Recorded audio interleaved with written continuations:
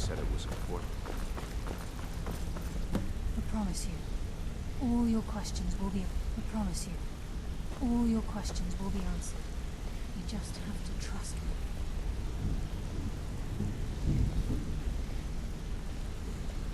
Not now, lad.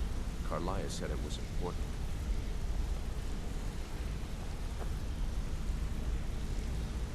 Not now, lad. Brynjolf, Karliah said it was the important. time has come to decide Mercer's fate. Until a new guildmaster is chosen, the decision falls to you. Aye, lass. But I've come to a decision. Mercer Frey tried to kill both of you. He betrayed the guild, murdered Gallus, and made us question our future. He needs to die. You have to be very careful, Brynjolf. Mercer is a Nightingale, an agent of Nocturnal. And it's all true. Everything I heard in the stories. The Nightingales, their allegiance to Nocturnal, and the Twilight Sepulchre. That's why we need to prepare ourselves and meet Mercer on equal footing. Just outside the rift, beyond the southeast gate is a small path cut up the mountainside. At the end of that path is a clearing and an old standing stone. I'd ask you both to meet me there. I have some preparations of my own to make. I'll meet you at the stone.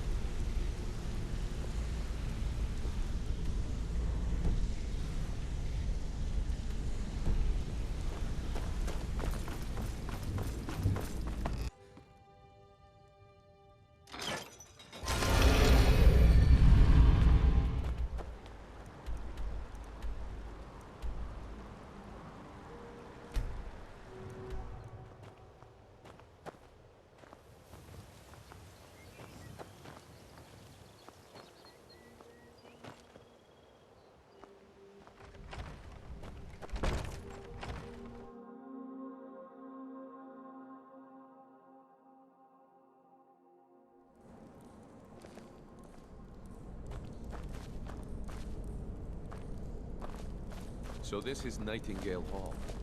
I heard about this place when I joined the guild, but I never believed it existed. The assumption that the Nightingales were just a myth was seeded within the guild on purpose. It helped divert attention from our true nature. What's wrong, Brynjolf? I can almost hear your brow furrowing. I'm trying to understand why I'm here, lass. I'm no priest, and I'm certainly not religious. Why pick me? This isn't about religion, Brynjolf. It's business.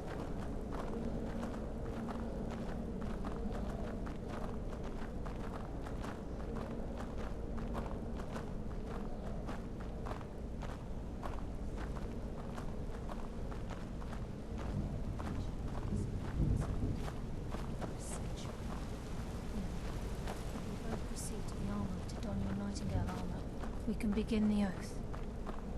This is enough to make your head spin, eh? You appear hesitant to don your Nightingale armor. What's troubling you?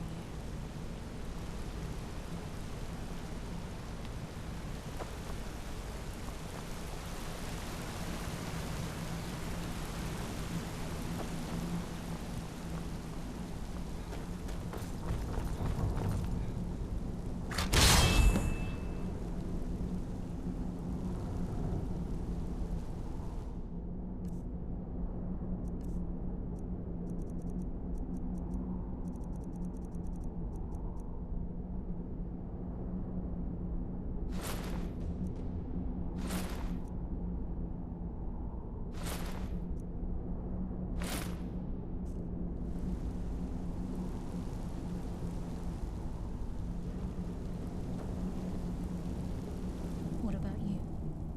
Are you ready to transact the oath with Nocturnal? Good. After I open the gate, please stand on the western circle. Time's wasting, and Mercer's still out there. Let's get this show on the road. We'll speak when the oath is complete.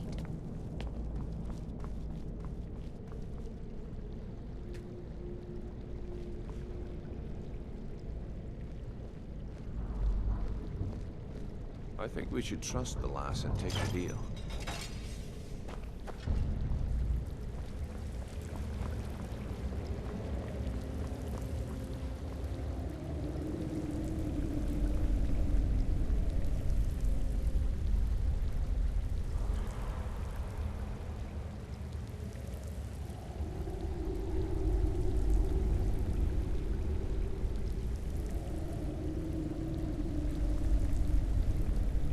call upon you, Lady Nocturnal, Queen of Murk, and Empress of Shadow.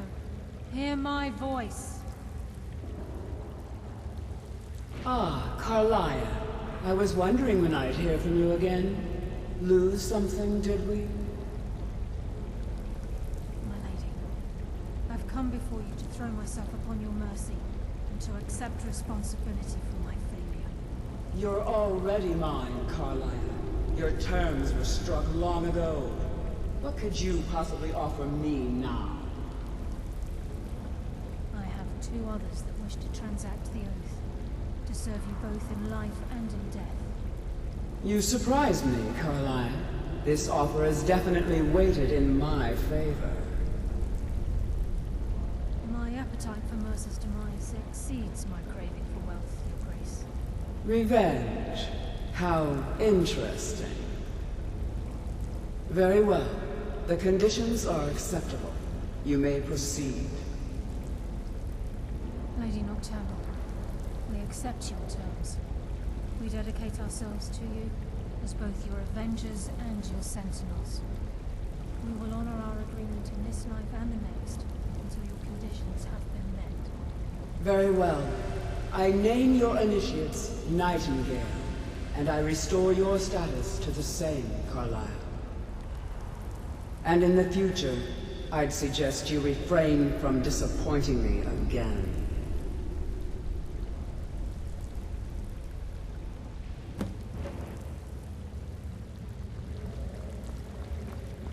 Now that you've transacted the oath, it's time to reveal the final piece of the puzzle to you. Mercer's true crime.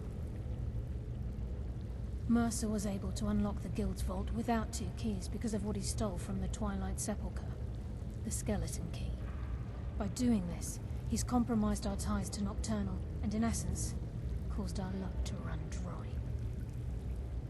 Well, yes, but the key isn't only restricted to physical barriers.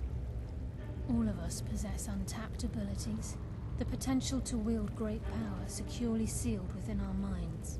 Once you realize the key can access these traits, potential becomes limitless.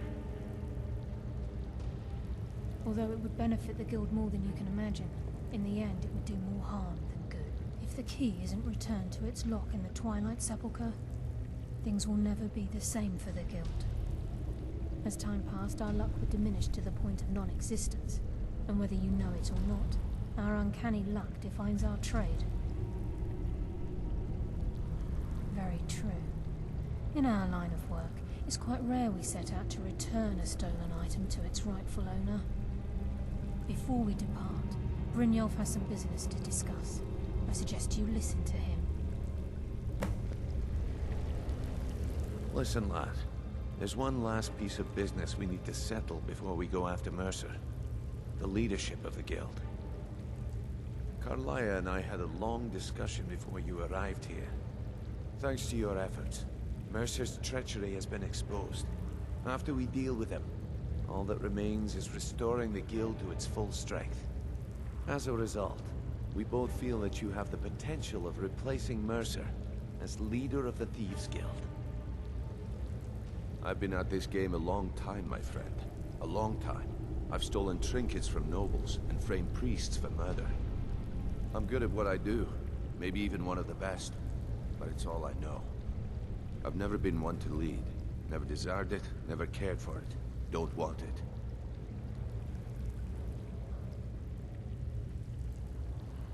Well, we have a bit of an errand to run before your coronation, so don't get sentimental on me now. Then it's decided. When this is all over and Delvin's contacts assure me that we've regained our footing in Skyrim, we'll handle it. Until then, we have quite the task ahead. I've been poring over the plans you brought us, and I'm convinced the eyes of the Falmer are in the Dwarven ruins at Erkenthand. Karliah and I will meet you there. Prepare yourself, lad. This will be a fight to remember.